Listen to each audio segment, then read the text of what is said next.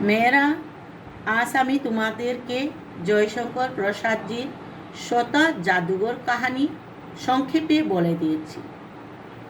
এর আগেও আমি মীরাবাইয়ের পদত্রয় কবিতা সম্বন্ধে আলোচনা করেছিলাম এবং প্রশ্নের উত্তরও আমি লিখিয়ে পাঠিয়েছিলাম আর কিছু কিছু গ্রামারও করে পাঠিয়েছিলাম। দেখো, আমি প্রথমে जयशंकर प्रसाद जी संबंधी किछु बोलছি। प्रसाद जी का जन्म 1889 में काशी के एक प्रतिष्ठित कान्य कुब्जिया वैश्य परिवार में हुआ था। घर में ही उसकी शिक्षा शुरुआत हुआ था।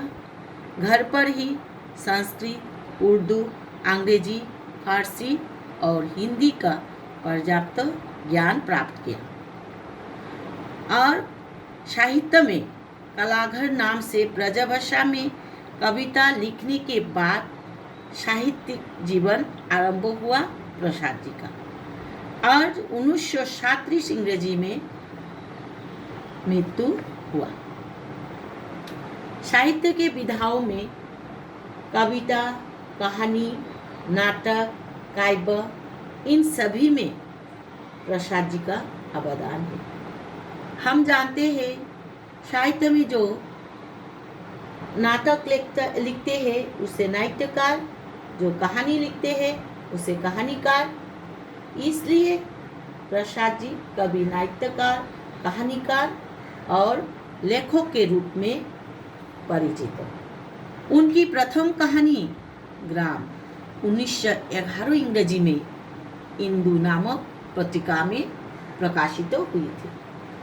छोटा जादूगर प्रसाद जी का एक मनोरम कहानी है जिसमें आर्थिक दरिद्रता और विपन्नता के परिस्थितियों से संघर्ष करते करते एक 14-15 वर्ष की बालक को छोटा जादूगर के रूप में चतुराई और स्वाभिमान बना दिया। इस कहानी में दो मुख्य पात्र है, जैसे एक स्वयं लेखक और दूसरा बालक छोटा जादूगर। कार्नियल शब्द का अर्थ है जनता के मनोरंजन के लिए मेला में जो नाच, गान, खेल, नाटक होते हैं। तो कार्नियल के मैदान में जब बिजली चारों तरफ जगमगा रही थी और चारों तरफ मनुष्य की हंसी और मधुर ध्वनियों का आवाज गूंज रहा था और मैदान में कुछ लोग चुपचाप शरबत पी रहा था और उसी समय एक बालक उन लोगों को देखते हुए दुख के साथ धैर्य की रेखा उन बालक के चेहरे में देखा था। उन बालक की शरीर में सूत की रस्सी पड़ी थी, जेब में कुछ ताश और गले में फतेह कुर्ते, ऊपर एक मोटी सी सूत की रस्सी। अचानक लेखक को ना जाने उस बालक की तरफ आकर्षित हुआ और बालक से पूछा, तुमने क्या देखा? बालक ने कहा, वहाँ चूड़ी फेंकते हैं, खिलौने पर निशाना लगाते हैं, तीर से नंबर सेकते हैं, लेकिन इन सभी में से खिलौने पर निशाना लगाना सबसे अच्छा मालूम होता है। जादूगर तो बड़ा निकम्मा है। निकम्मा माने कोई काम का नहीं।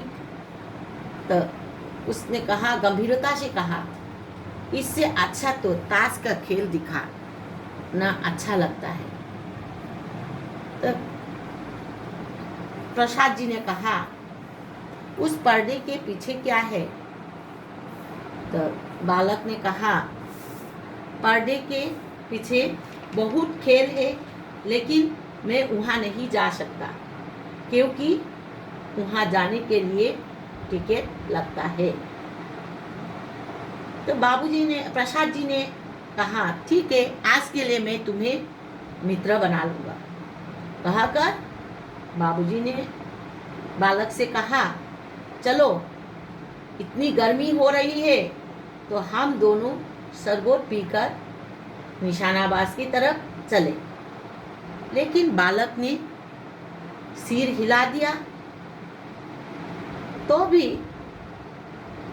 प्रसाद जी ने बालक के साथ शरबत पीकर उसकी निशानेबाजी की तरफ जा रहा था।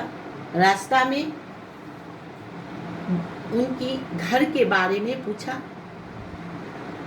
बालक ने कहा, बाबूजी, बालक ने गर्व से बोला, जेल में पिताजी और माँ बीमार है। बाबूजी के देखने के लिए जेल में जाना चाहता, लेकिन माँ के बीमारी के कारण नहीं जा सकता। बालक ने कहा, अपने और माँ की दवा दारू के लिए इस मैदान में रोज तमाशा दिखाने आता हूँ और जो कुछ मिलता उसी से माँ और मेरा दिन चलता है। इसलिए आप मुझे शरबत न पिलाकर मेरा खेल देखकर कुछ दे देता, मुझे बहुत खुश होता। लेखक ने बालक के सारी बातों को सुना और एक लंबी सांस लिया और 12 टिकट खरीदकर बालक को दिया। खिलौने पर निशाना लगाने के लिए बालक पक्का निशानाबाज था।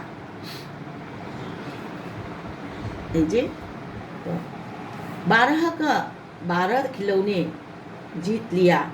कुछ रुमाल में बांधा और कुछ हाथों में और कुछ जेब में रखकर बाबूजी से कहा, बाहर आपको तमाशा दिखाऊंगा। लेकिन बालक 9-2-11 हो गया। 9-2-11 माने गायब हो जाना। तो इतनी जल्दी उस बालक के चेहरे पर बदलाव दिखाई दिया। लेकिन बाबूजी ने बालक के होश में चारों तरफ देखा। पास में एक पान की दुकान पर खड़े होकर धीरे धीरे ऊपर से बाबूजी कहकर पुकारा छोटा जादूगर ने। तब दूसरा पथ में कलकत्ता के बोटानिकल उद्यान में बाबूजी जब अपनी मंडलियों के साथ जलपान कर रहा था, इतने में छोटा जादूगर आकर कहा, बाबूजी खेल देखोगे? मैं क्या खेल दिखाऊं? बाबूजी गुस्से में बार बार कहकर बुलाया बाबूजी को, तो बाबूजी गुस्सा आया।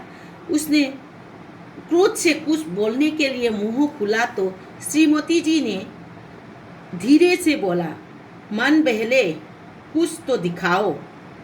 श्रीमती की वाणी में इतना मिठास थी जैसे उनकी बातों पर किसी को बोलना भी भूल जाता, जिसके सामने किसी भी लड़के को रोका नहीं जा सकता। उस दिन कार्नियल के खिलौने उसके खेल में सब अभिनय करने लगा। बालक ने जब खेल शुरू किया और कार्नियल मैदान में सब खिलौने उसके खेल में अभिनय करने लगा। भालू मनाने लगा, बिल्ली रूठने लगी, बंदर गुरकने लगा, गुड़िया का ब्याह हुआ, बुद्धा बर निकला काना और धीरे धीरे हंसते हंसते लोट-पोट हो गया मैदान। मैं सोच रहा था, बालक को अपनी परिस्थितियों ने और अपनी दरिद्रता के कारण इतना शीघ्र चतुर बना दिया। ठीक আছে, আজকের জন্য আমি অতটুক পড়ে দিয়েছি। আগামীকালকে আমি বাকিগুলো আগামীকাল পড়িয়ে দেব, বিবরণ করে দেব।